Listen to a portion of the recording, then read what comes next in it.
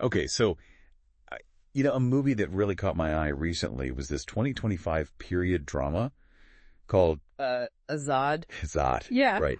Yeah, we've got like this in-depth review here from MovieKaTicket Films Review.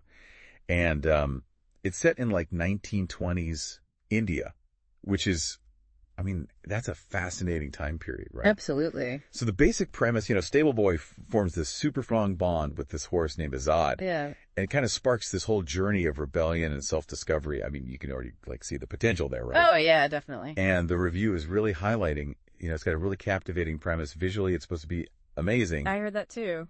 But it also hints that it might not fully reach its emotional potential, Interesting. And also kind of a shocker. It didn't do that well with the critics or at the box office. Yeah, that is surprising. So I'm really curious to dive into this and see, what's going on here. Yeah, me too. So yeah, like we said, 1920s India. You're the history buff here, so set the stage for us a little bit. Yeah.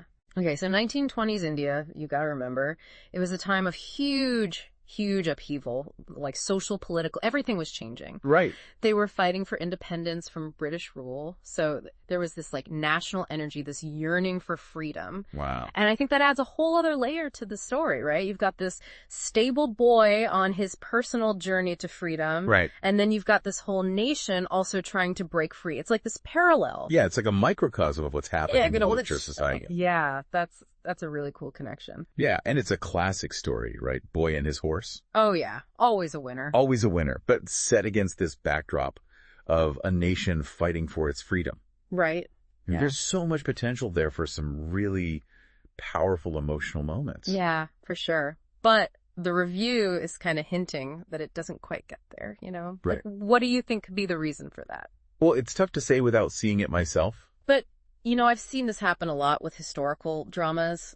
Sometimes they get so caught up in getting the history right that they lose sight of the characters, Oh. And then the audience ends up feeling kind of disconnected emotionally. Like it's all head and no heart. Exactly, yeah. Or maybe the pacing was off. Oh, interesting. Maybe they tried to cram too much into the movie and they didn't give those quieter moments enough time to breathe. That's a good point because those are the moments that really allow you to connect with the characters. Yeah, those little moments where you see their vulnerability, their humanity. Right, exactly. Yeah. So I'm wondering, how did they handle those scenes between the boy and Azaad, the horse, Yeah. Because those are the ones that could really pack an emotional punch. Sure. But, at least it sounds like the actors did a good job. Mm-hmm. The review mentions Ajay Devgn. Oh, yeah, he's always great. Yeah, he's like a powerhouse. And even the newcomers are supposed to be really good. That's great to hear. And the music, too. Oh, my gosh. The music. Azaad Hai 2 and Bearing Gay. Even the titles, evoke freedom, you know. Yeah. It's interesting you bring up the music and the visuals because I think in a film like this, they're not just window dressing, Right. They're really crucial for telling the story. Oh, yeah. You can have sweeping shots of the landscape that kind of mirror the vastness of the characters' dreams, or the costumes can reflect the social dynamics of the time. Wow. And all those details work together to really immerse the audience in the world of the story and, connect them to the emotions. They create the atmosphere, Exactly. So you have all these things that seem to be working, compelling premise. Right. Great performances, beautiful visuals, music. Yeah. But then you've got this lukewarm reception from critics, and it bombed at the box office. I know, it's like a head scratcher. Yeah, it is. It makes you wonder, what were people expecting going in? That's a good question. Yeah. Maybe the expectations were just too high. Maybe the marketing hyped up the emotional aspect too much. Right. Or maybe it just fell into those typical tropes of historical dramas without bringing anything new to the table. Yeah, I see what you mean. And we also have to consider how modern audiences view historical dramas.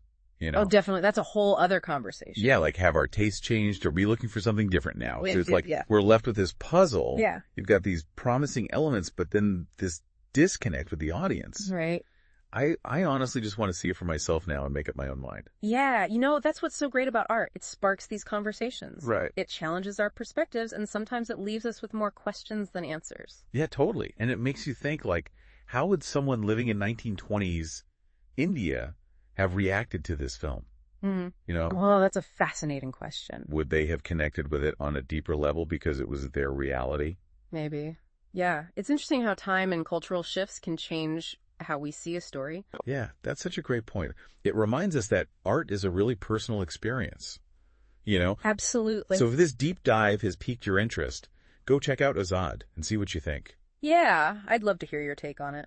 You might find yourself thinking about these themes of freedom, you know, both individual and national, long after the movie's over. Yeah, I bet you will. All right, well, thanks for joining me on this deep dive into Azaad. My pleasure. And until next time, keep exploring, keep thinking, and keep those conversations going. Absolutely. See ya. Bye.